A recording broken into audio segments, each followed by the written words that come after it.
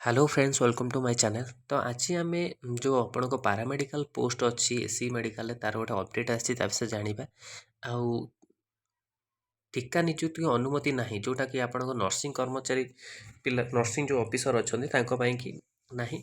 तो देखिए कौन आपंकर अपडेट आसी एससीपी 448 पारामेडिकल कर्मचारी पद खाली अच्छी। देखो ये लिखाई कटक बड़ डाक्तरखाना नर्सिंग और पारामेडिकल कर्मचारी समस्या भी गुरुतर एससीबी 488 जन पारामेडिकल कर्मचारी पद खाली पड़े नर्सिंग पदवी चुक्तिभित्तिक निजुक्ति अनुमति नथिबारु स्थिति दिनकू दिन गुरुतर होउछि।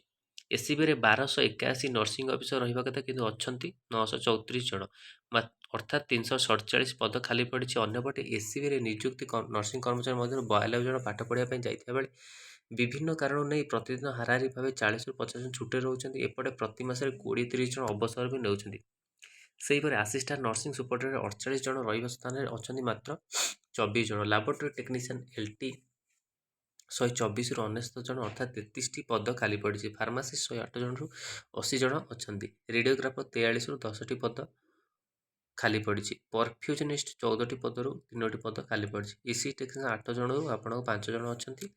एभली हिसाब से मोट 448टी पद खाली पड़ी। बर्तमान स्थिति में पद पूरण न पदक्षेप ना आगू कटक बड़ मेडिकल रोगी सेवा क्षेत्र में गुरुतर अचलावस्था सृष्टि होगा आशंका कर। तो यहाँ आपंकर मेडिकल अपडेट आसोटी आपंकर पदवी खाली रोचे कौ कौ पदवी आपण नर्सिंग सुपरिटेडेंट रोचे सहित नर्सिंग ऑफिसर रोचे लैबोरेटरी टेक्नीशियन रोचे फार्मासिस्ट रोचे रेडियोग्राफर रोचे एलटी आप रोचे आउ परफ्यूजनिस्ट पद यू पद आपंकर खाली रोचे। आपणकर जानी नर्सिंग ऑफिसर आपणकर रिसेंटली आपणकर पोस्टिंग सरी किछि दिन तले।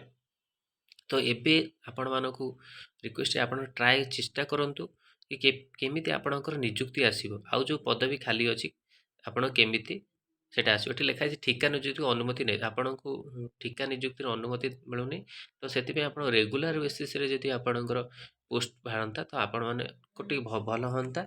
आउ पोस्ट निहाती बाहरिबा दरकार। पोस्ट बहुत खाली पड़ी नर्सिंग ऑफिसर ता सहित आपणकर लैबोरेटरी टेक्नीशियन रो किछि पोस्ट बाकी अछि आ फार्मासिस्ट भी पोस्ट अच्छी रेडियोग्राफर भी अच्छी बहुत पोस्ट।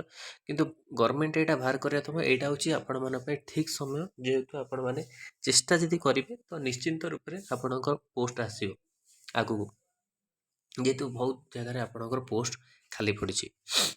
तो यहाँ आपको न्यूज पेपर अपडेट आसाला मु बहुत थर आपण मानक कही सारी कि आपण मैंने चेष्टा करूँ। तो आपण उपर सब निर्भर करुचे आप कौन करेंगे आगू कौन आपन स्टेप रही अनुसार आपन केमिति नियुक्ति आसपाई आप केते चेष्टा कर ग्रुप रे ऑलरेडी डिस्कसन कर नर्सिंग ऑफिसर ग्रुप रे नर्सिंग पिला कि आम जी ग्रुप अच्छी से डिस्कसन कर ऑलरेडी पोस्ट को लेकिन पिला माने भी किछि आग्रही थिले।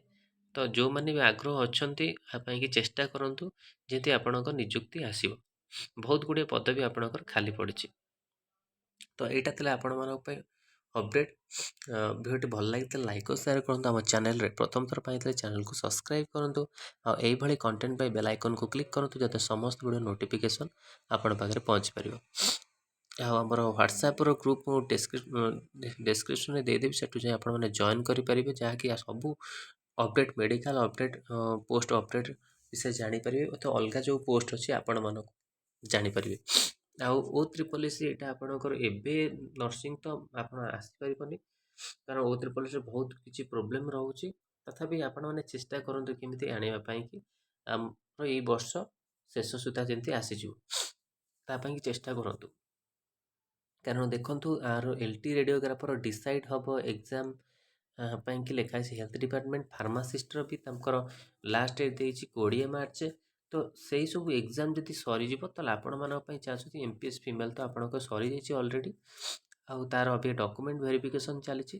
तो आपण मानकर पोस्ट आसापी कि मेडिकल आउ कि आपंकर पोस्ट न रुए तो आपण पोस्ट निहाती आसवा दरकार नर्सिंग पिला कहूँ। सहित एलटी रेडियोग्राफर केमती एग्जाम आग हो सहीटा हूँ इंपोर्टां जोटा कि आपंकर हेल्थ डिपार्टमेंट डिसाइड कर। मु सब ग्रुप जो अच्छी मुझेदेवी आपको व्हाट्सएप ग्रुप वीडियो डिस्क्रिप्शन से आप जॉइन करूँ और अपडेट से जानतु आ जॉब कि चेष्टा करूँ जमी आपको जॉब आसीज। बिना चेष्टा आप जो गवर्नमेंट अच्छी के जॉब भी दौनी तो आप चेष्टा करूँ ଜବ୍ ଆସିବା ପାଇଁ କି। ତ ଏଇଟା ଥିଲା ଇମ୍ପୋର୍ଟାଣ୍ଟ ଅପଡେଟ୍ ଆପଣମାନଙ୍କ ପାଇଁ କି। ଭିଡ଼ିଓ ଭଲ ଲାଗିଥିଲେ ଲାଇକ୍ ଓ ସେୟାର କରନ୍ତୁ। ଆମ ଚ୍ୟାନେଲରେ ପ୍ରଥମ ଥର ପାଇଁ ଥିଲେ ଚ୍ୟାନେଲକୁ ସବସ୍କ୍ରାଇବ୍ କରନ୍ତୁ। ଆଉ ଏଇଭଳି କଣ୍ଟେଣ୍ଟ ପାଇଁ ବେଲ୍ ଆଇକନ୍କୁ କ୍ଲିକ୍ କରନ୍ତୁ, ଯଦି ସମସ୍ତ ନୋଟିଫିକେସନ୍ ଆପଣଙ୍କ ପାଖରେ ପହଞ୍ଚିପାରିବ। ଧନ୍ୟବାଦ, ଥ୍ୟାଙ୍କ ୟୁ।